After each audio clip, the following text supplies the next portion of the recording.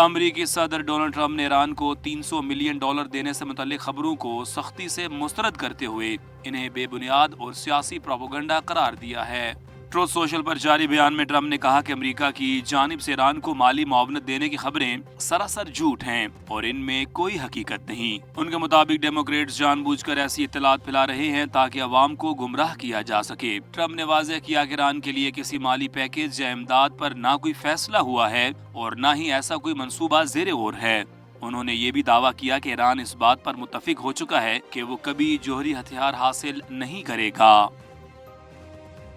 امریکہ اور ایران کے درمیان حالیہ معاہدے کے باوجود آبنائے ہرمز میں بحری آمد و رفت کی مکمل بحالی فوری طور پر ممکن نہیں دکھائی دیتی۔ جاپان کی بڑی شپنگ کمپنی مٹسوئی OS کے لائنز کے سربراہ جوتارو تامورا نے خبردار کیا ہے کہ جہاز کے مالکان اس اہم آبی گزرگاہ پر فوری واپسی کے لیے تیار نہیں۔ فائنینشل ٹائمز سے گفتگو میں انہوں نے کہا کہ صرف معاہدے کا اعلان کافی نہیں بلکہ سیکیورٹی صورتحال میں عملی بہتری بھی نظر آنی چاہیے۔ ان کے مطابق شپنگ اور انشورنس کمپنیاں تب ہی اعتماد بحال کریں گی جب معاہدے کے عملی نتائج سامنے آئیں گے اور بحری جہازوں کو کسی قسم کے خطرات لاحق نہیں ہوں گے۔ ماہرین کا کہنا ہے کہ اگرچہ امریکہ اور ایران کے درمیان معاہدہ کشیدگی میں کمی کی اہم پیش رفت ہے، تاہم عالمی شپنگ انڈسٹری ابھی بھی محتاط رویہ اختیار کیے ہوئے ہے۔ امریکہ کی ریاست کیلیفورنیا کے جنوبی علاقے میں فضائیہ کا ایک B-52 بمبار طیارہ گر کر تباہ ہو گیا ہے، جس کے نتیجے میں روسی میڈیا کے مطابق 8 افراد ہلاک ہو گئے ہیں۔ امریکی ذرائع ابلاغ کے مطابق بوئنگ کمپنی کا یہ طیارہ ایڈورڈز ایئر فورس بیس سے اڑان بھرنے کے کچھ ہی دیر بعد قریبی صحرائی علاقے میں گر کر تباہ ہو گیا ہے۔ عام طور پر اس طیارے میں 5 اہلکار پر مشتمل عملہ ہوتا ہے، تاہم بدقسمت طیارے کے عملے اور ہلاکتوں کی آفیشل تصدیق کے حوالے سے امریکی فوج کی جانب سے فوری طور پر کوئی تفصیلی بیان جاری نہیں کیا گیا۔ عینی شاہدین کا کہنا ہے کہ حادثے کے مقام سے اٹھتے ہوئے شدید دھوئیں اور ملبے کی صورتحال کو دیکھ کر لگتا ہے کہ طیارے میں کچھ نہیں بچا۔ فوج نے ابھی تک یہ واضح نہیں کیا کہ پرواز کے وقت طیارے میں بم موجود تھے یا نہیں۔ واضح رہے کہ 1955 سے زیر استعمال یہ بمبار طیارہ روایتی اور نیوکلیئر دونوں اقسام کے بھاری ہتھیار لے جانے کی صلاحیت رکھتا تھا۔ امریکی نائب صدر JD وینس نے انکشاف کیا ہے کہ ایران کو خلیجی اتحادی ممالک کی جانب سے تعمیرات کی مد میں $300 ارب کا فنڈ مل سکتا ہے، تاہم اس کے لیے سخت شرائط عائد ہوں گی۔ امریکی ٹی وی کو انٹرویو دیتے ہوئے انہوں نے واضح کیا ہے کہ اگر ایران اپنی تمام ذمہ داریوں اور وعدوں کی پاسداری کرے تو ہی اس تعمیراتی فنڈ سے فائدہ اٹھا سکتا ہے، جبکہ ایران کے $24 ارب کے منجمد اثاثوں کی بحالی اس معاہدے کے مسودے کا حصہ نہیں ہے۔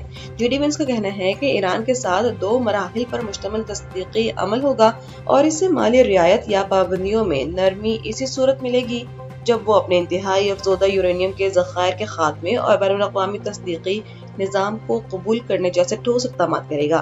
دوسری جانب صدر ڈونلڈ ٹرمپ نے بڑی پیش رفت کا اعلان کرتے ہوئے کہا ہے کہ ایران کے ساتھ معاہدے پر دستخط ہو چکے ہیں، جس کا مسودہ جمعے کے بعد جاری کیا جائے گا۔ نائب صدر JD وینس دستخط کی تقریب کے لیے جنیوا جائیں گے، جہاں شاید صدر ٹرمپ خود شرکت نہ کر سکیں۔ سعودی عرب اور متحدہ عرب امارات سمیت خلیجی ریاستوں میں ہجری سال 1448 کا نیا چاند نظر آ گیا ہے، جس کے بعد وہاں نئے اسلامی سال کا باضابطہ آغاز ہو گیا ہے۔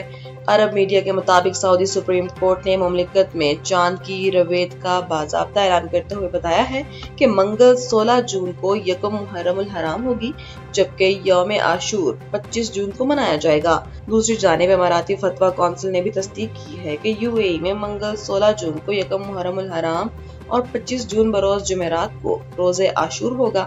واضح رہے کہ چاند نظر آنے کے ان باضابطہ اعلانات کے ساتھ ہی خلیجی ممالک میں نئے ہجری سال کی آمد پر مبارکبادوں کا سلسلہ شروع ہو گیا ہے۔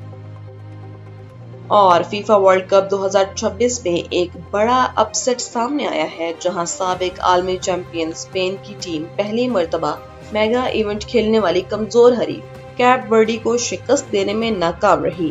اٹلانٹا اسٹیڈیم میں کھیلے گئے اس سنسنی خیز میچ میں گیند پر مکمل کنٹرول اور برتری برقرار رکھنے کے باوجود اسپین کی سٹار 11 کوئی بھی گول سکور نہ کر سکے، جس کے باعث یہ مقابلہ بغیر کسی گول کے برابر رہا۔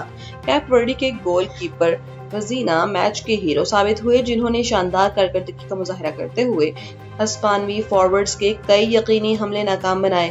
میچ کے دوران اسپین نے 2 درجن سے زائد مرتبہ گول کرنے کی کوشش کی، تاہم گول پوسٹ پر مارے گئے 7 خطرناک نشانے کیپر نے روکے، جبکہ کیپ ورڈی کی مضبوط دفاعی لائن نے بھی پورے میچ میں حریف ٹیم کو بے بس کیے رکھا۔